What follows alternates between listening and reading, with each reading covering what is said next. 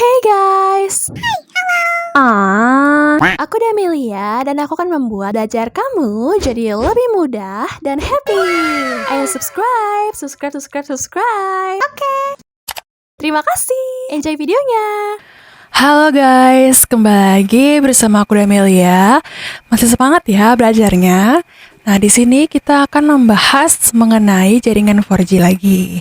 Nah, 4G itu kan sejatinya dia merupakan jaringan yang dibangun berdasarkan IP. Jadi pada jaringan ini semua sifatnya itu merupakan all IP. Dia menggunakan IP address. Nah, which is IP address ini digunakan untuk komunikasi yang menggunakan informasinya itu berupa data. Oke, data-data berupa paket-paket gitu. Nah, ketika jaringan 4G ini menggunakan dia melayani sebuah voice atau sebuah suara. Oke. Maka ada dua teknik yang bisa dilakukan pada jaringan si 4G. Oke. Nah, tekniknya apa? Tekniknya adalah yang pertama CSFB, Circuit Switching Fallback, oke, dan yang kedua adalah faulty. Nah, teman-teman masih ingat ya kedua teknik ini? Kalau misalnya CSFB karena dia fallback ke circuit switching, di mana circuit switching ini fokus menangani voice, ya, dan yang menggunakan circuit switching jaringannya berupa 2G atau 3G, maka yang tadinya usernya menggunakan jaringan 4G dia akan kembali ke sini. Kalau misalnya dia pengen telepon, pakai suara, oke? Jadi kalau misalnya saya bilang itu voice, artinya dia adalah melakukan call, yang call-nya itu menggunakan pulsa ya teman-teman, bukan menggunakan sebuah aplikasi atau sebuah OTT. OTT ini adalah sebuah aplikasi seperti WhatsApp, seperti Line gitu-gitu. Bukan seperti ini ya. Artinya dia menggunakan pulsa langsung. Oke. Nah, itu merupakan si voice. Ini adalah teknik yang pertama yang digunakan pada jaringan si 4G. Teknik yang kedua adalah dia akan menggunakan faulty. Di mana faulty itu adalah dia tetap di jaringan 4G. Oke, tetapi dia menggunakan perangkat tambahan yang dinamakan dengan IMS. Nah, seperti itu. Pada video kali ini, kita akan fokus membahas si CSFB. Bagaimana sih proses dalam CSFB dan arsitekturnya itu seperti apa? Oke, kita next slide. Jadi, circuit switching fallback di LTE itu terdapat standarisasi atau aturan yang mengatur tentang si CSFB ini, oke? Nah, karena kita menggunakan teknologi 3GPP, oke, maka standarisasinya yaitu TS23 dan 272. Jadi kalau misalnya kita membuka TS23 dan 272, itu semua isinya merupakan CSFB. Nah, teman-teman, oke? Seperti ini. Kemudian pada CSFB yang tadinya usernya itu menggunakan E-Utran, artinya itu merupakan jaringan 4G, dia akan di-overlap atau dipindah jaringannya menggunakan JRAN atau 2G atau menggunakan Utran atau 3G. Oke? Jadi ini akan pindah ke 2G atau 3G. Sama seperti yang sebelumnya sudah kita bahas seperti ini. Oke.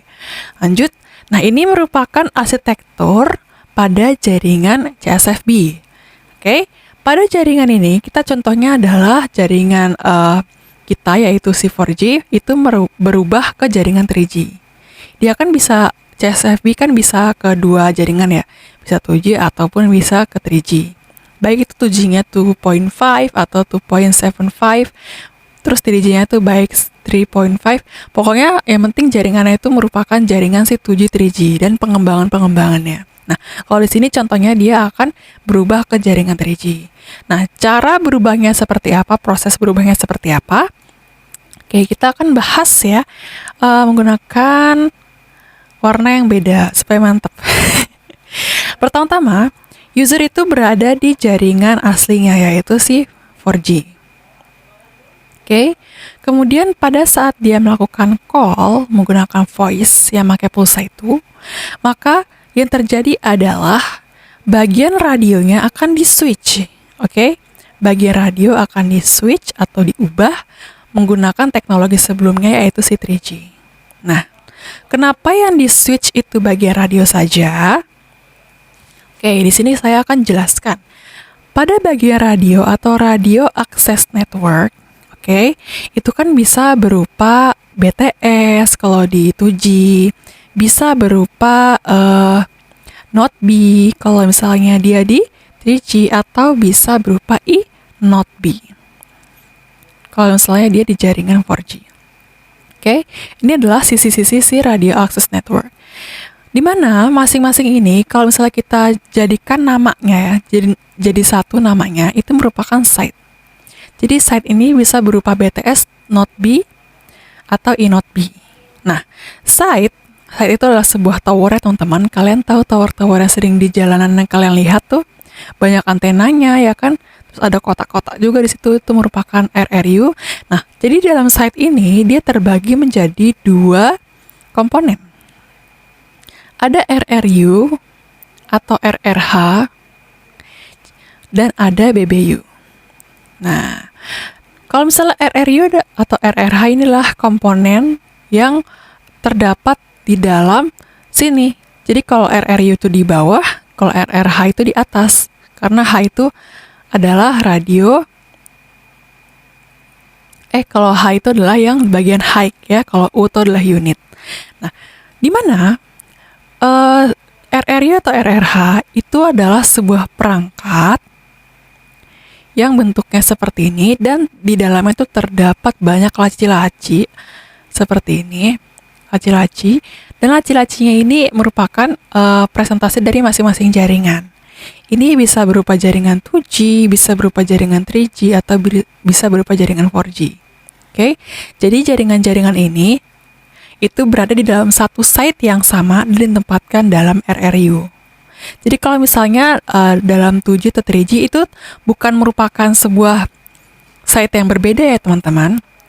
Jadi towernya itu sama aja, tapi dia bisa mengandung banyak jaringan seperti ini karena dia disimpan dalam RRU dan RRH.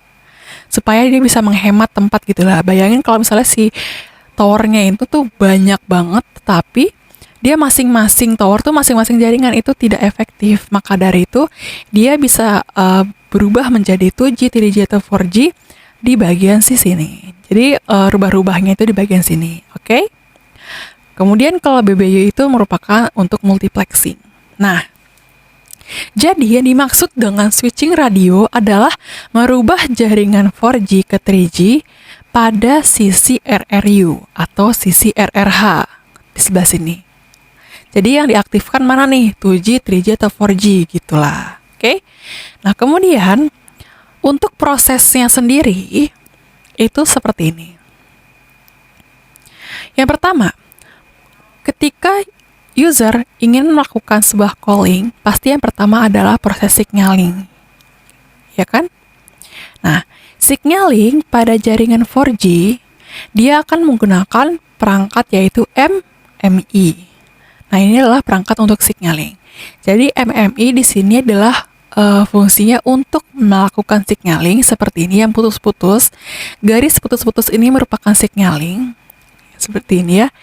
Control plane yang kemudian kalau garis lurus itu merupakan si user plane, artinya ini merupakan data. Kalau yang putus-putus merupakan sebuah signaling. Oke, ini putus-putus.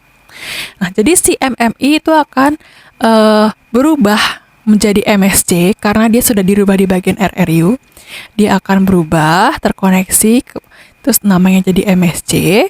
Kemudian si SGW, dia juga akan berubah, oke, seperti ini, menjadi SGSN. Nah, ketika mereka sudah berubah menjadi seperti ini, maka mereka sudah dalam jaringan si 3G. Oke, ini kan 3G, ini kan si 4G.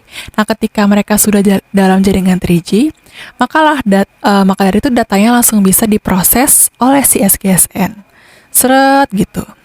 Oke, nah, jadi seperti itulah alur si CSFB. Yang pertama dia cari signalingnya dulu, yang kedua dia akan terkoneksi si MSC si MME akan berubah menjadi MSC, dan SGW akan berubah menjadi SGSN, dan yang ketiga adalah state-nya itu berubah setelah dia melakukan signaling, dan datanya itu atau si voice-nya langsung bisa dilakukan atau terkoneksi. Jadi seperti itulah alur perjalanan si CSFB. Nah, di mana dalam melakukan perjalanan seperti ini dia menggunakan interface tertentu ya. Kalau misalnya dari MSC ke HP dia menggunakan IUCS. Kalau misalnya dari SGSN ke HP-nya sini dia menggunakan IUPS. Terus SGSN ke sini menggunakan GS dan interface lainnya. Jadi seperti itulah proses terjadinya si CSFB. Pada video selanjutnya kita akan mengenal prosedur-prosedur yang digunakan pada CSFB. Seperti apa sih? Nah, jadi prosedurnya sini saya jelaskan aja. Dia ada 3 hal ya teman-teman dalam melakukan CSFB yang prosedurnya itu akan kita bahas pada video selanjutnya.